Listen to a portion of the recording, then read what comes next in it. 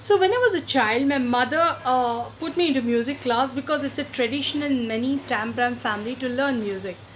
And I sucked at it miserably.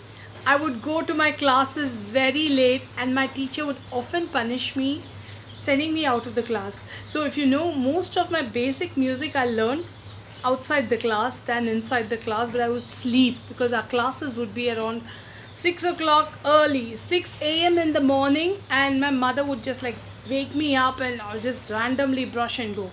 Now, in those days, there were financial restriction because my father was the only earning member. My mother would do some sari business or some kind of she used to do some business, and in that way, what happened was we had very few choices and it was not our choice. But thanks to that, I am doing very well in music, and today that is actually keeping me very grounded. Now, not many are lucky like that, isn't it? Today, many parents come that my child is not happy, not talking to me much, because there's a lot of pressure from the parents and from the educational organization to perform, to succeed, to always win, and the children fear failure. So many children just become depressed because they can't deal with failure.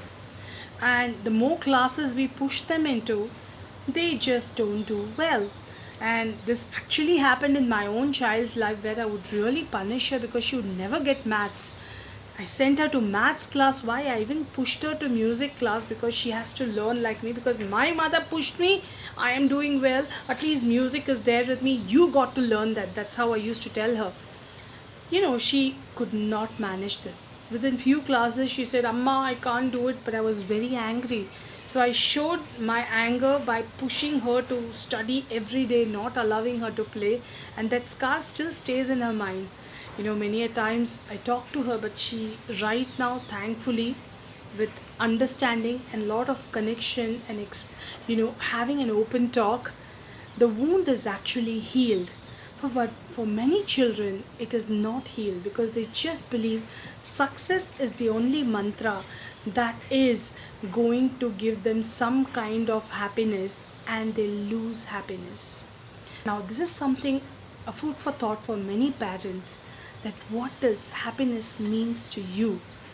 Only if you're happy, don't you think you can enjoy the journey than focusing only on the destination? I would like to know more thoughts on this and how you tackle your life challenges, and are you still fearing failure? Thank you so much for listening. Have a lovely day.